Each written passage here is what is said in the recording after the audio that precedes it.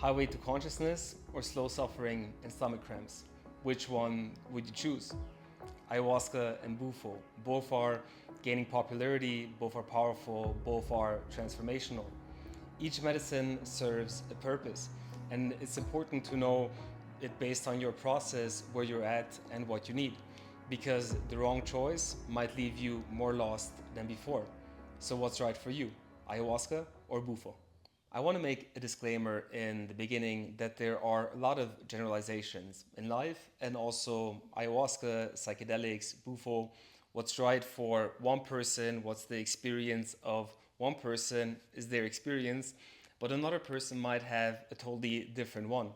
We like to use the metaphor that drinking ayahuasca is like being blindfolded and touching an elephant, and 10 different people will have 10 different experiences. So it's subjective, it's also limited, but we'll try anyway to compare these two the best way possible. So, a general overview about these two different medicines. The Bufo comes from a toad and is smoked, and the ayahuasca is a brew from the Amazon from two different plants, and you drink it. The intensity of the experience is in two different directions. The Bufo, the active ingredient is the 5-MeO DMT, and you smoke it, and it's the intensity or the duration of your journey is about 15 to 20 minutes.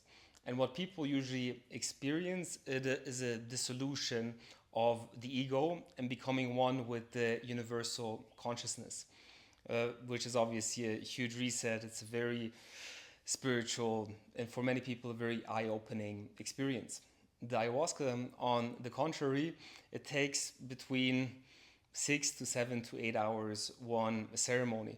You drink it, there's also the physical effects of the vomiting, the purging, and the ayahuasca comes in waves. The intensity of the experience can vary tremendously to a very strong experience to even a very mild and more physical experience with the ayahuasca.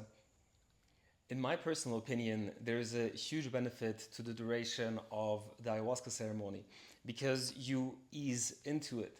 There are certain things that you're working through, and by working through them, that's how the comprehensions are coming to you as well. Sometimes you feel stuck, but by coming also to that barrier, that's a way of softening it as well. It requires you to look at yourself, to see the mistakes. It helps you to navigate as well.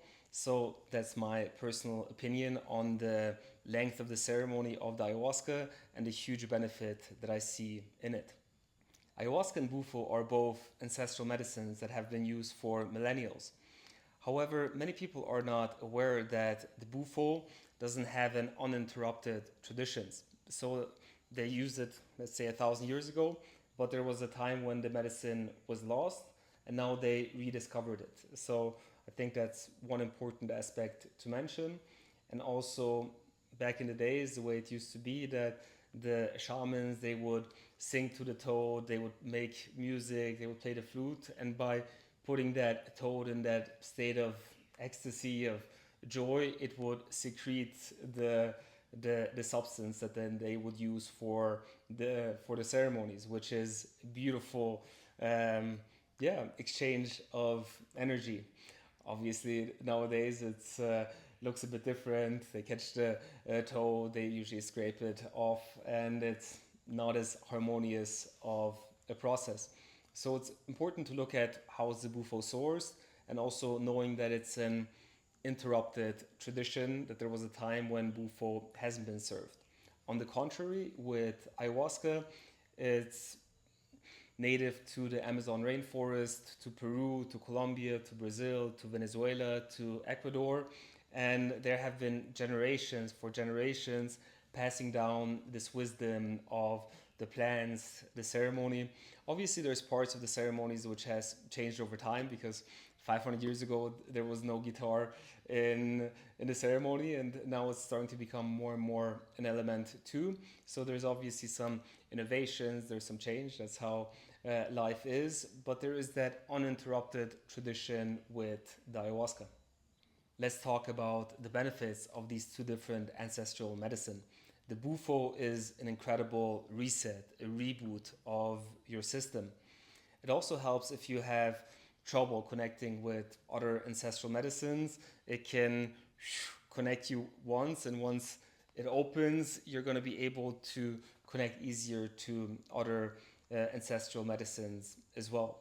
Bufo also helps you reconnect with your intuitive abilities, with your own genius. It's miraculous how this ancestral medicine is working. If you look at ayahuasca, a big combination with the ayahuasca is obviously the purge, the physical effect, the vomiting, the diarrhea, and a lot of our trauma is stored in our body as well. And by having that physical purge, it starts to loosen the resistance that we have inside our body. So it's a physical cleanse, but even more than a physical cleanse, it's also an emotional release. And we all carry unprocessed emotions, events that happen that still have a toll on us. And ayahuasca is an incredible, powerful purging medicine in that sense. The ayahuasca can also help us with a lot of comprehension about our life, where we're at. The ayahuasca is also called a guiding plant, that it helps to harmonize ourself, our spirit with the universe and put you on your soul path. So there's a variety of benefits on the ayahuasca. It can be visionary, it can be purgatory, the body sensations, the comprehension, the introspection. It really depends on where you're at in your life.